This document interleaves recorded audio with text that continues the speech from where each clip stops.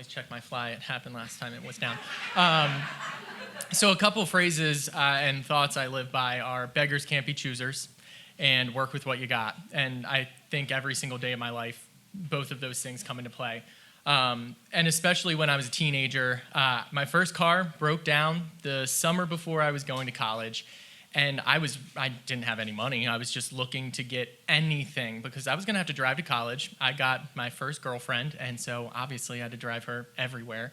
But luckily enough, my boss at the Collinsville Drive-In down in Brogue was like, well, I mean, I have a car I could give you. Just give you. And I was like, yeah, I'll take it, whatever it is. She was like, it's not pretty, but you can have it. And I was like, wonderful. So it was a 1986 Buick Somerset. And it was not wonderful. It was, but for me, beggars can't be choosers. Take what I got, and it got me from point A to point B. I was very happy with it. Now, it was really hard with my first girlfriend because you couldn't really hear conversations inside of the vehicle. It was just a little loud. And at one point, the muffler fell down, so at all times I had a metal wire behind, like going through the whole way around. Like I knew nothing about how to fix it, so like you'd always have a metal wire digging into your back, which no big deal. I mean, it worked.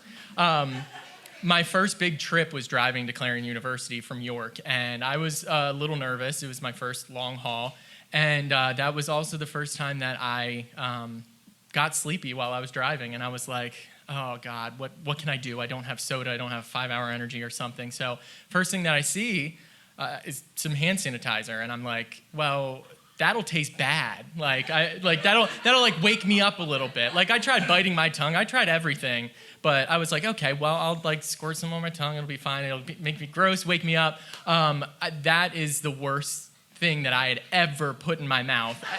I'm surprised I didn't crash the car from like being just disgusted, absolutely. But I got to Clarion. I was awake the rest of the time. I got to Clarion, and I was just like, you know what? It could have been worse. I could have gotten in an accident, not even had a car. So I was grateful.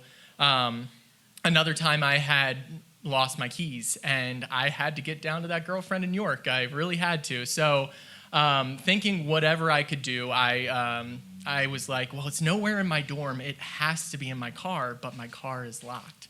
Cannot get in my car. So looking around, trying to find some things, I found my hammer that I had in my dorm, and I was like, you know what? I'm just gonna have to break a window out and just hope that the keys are inside. And I went to the car, and I hit it with what I thought was enough stress to like break it. And I don't think the car wanted me to break the window because I tried a few times, and I was like, you know what, maybe this is a sign that I should check my dorm one more time. Found the key, everything went fine.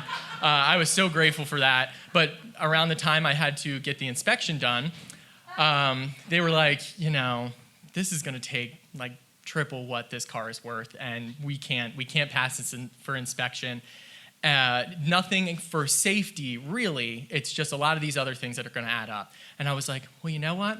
At least it's still safe. I can still drive it. I might have to drive it at night a little bit more and like be a lot more cautious. But for 6 more months of that semester, or while I was up in Clarion, going back and forth York, I was super scared the whole time that I was going to get pulled over, but I made it work. At the end of that semester, I knew this was going to be my last big trip going from Clarion to York, and I was like, yes, this is great. I'm going to figure out a car situation as soon as I get back home. And one thing I had not planned because I was a stupid 19-year-old was people to help me move. On the way up, I had my sister in a van, and this time it was just me.